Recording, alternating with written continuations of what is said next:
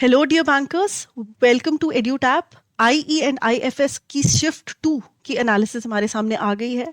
So the first reaction that we are getting from the students is कि ये वाला shift भी moderate to difficult की तरफ गई। अगर मैं डिफिकल्टी लेवल की बात करूं, कॉन्सेप्चुअल डेप्थ ऑफ क्वेश्चंस यहाँ पर सीख करी गई, कॉन्सेप्चुअल नॉलेज आपकी देखी गई। केस स्टडीज बहुत सारी आई हैं, न्यूमेरिकल्स कंपेरेटिवली कम है केस स्टडीज से। सुबह से अगर कंपैरिजन की मैं बात करूं, शिफ्ट 1 से कंपैरिजन की बात करूं, तो यहाँ पर जो सिंगल स्टेटमेंट क्वेश्चंस हैं या डायरेक्ट क्वेश्चंस हैं वो थोड़े ज़्यादा हैं। केस स्टडीज जिन टॉपिक्स में से पूछी गई हैं that is SLR, LABs local area banks and NBFCs. NBFC से सुबह भी बहुत क्वेश्चंस पूछे गए थे, अभी भी बहुत पूछे गए हैं। न्यूमेरिकल्स की बात करूं तो GVA gross value added and NDP factor cost से कन्वर्ट होना मार्केट प्राइस पर, इन सबसे रिलेटेड न्यूमेरिकल्स आए हैं। बिजनेस साइकिल से रिलेटेड 2 to 3 क्वेश्चंस आए हैं। डिमांड कर्व से रिलेटेड 2 क्वेश्चंस आए हैं, one of which is shifts of the demand curve.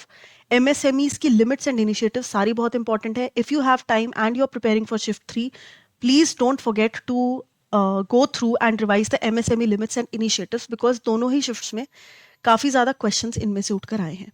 FDI की limits and routes as always very important, questions have come from it, 2 to 3 questions.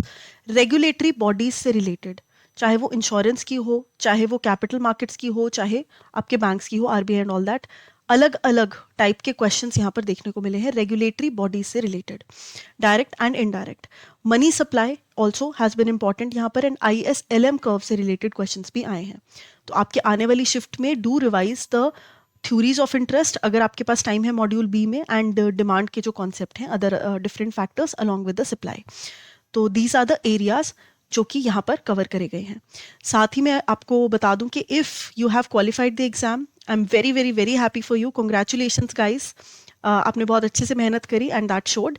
And to people who somehow could not clear the exam, उनको भी मैं congratulate करना चाहूँगी। क्यों? Because you are one step closer to your dream, to your goal.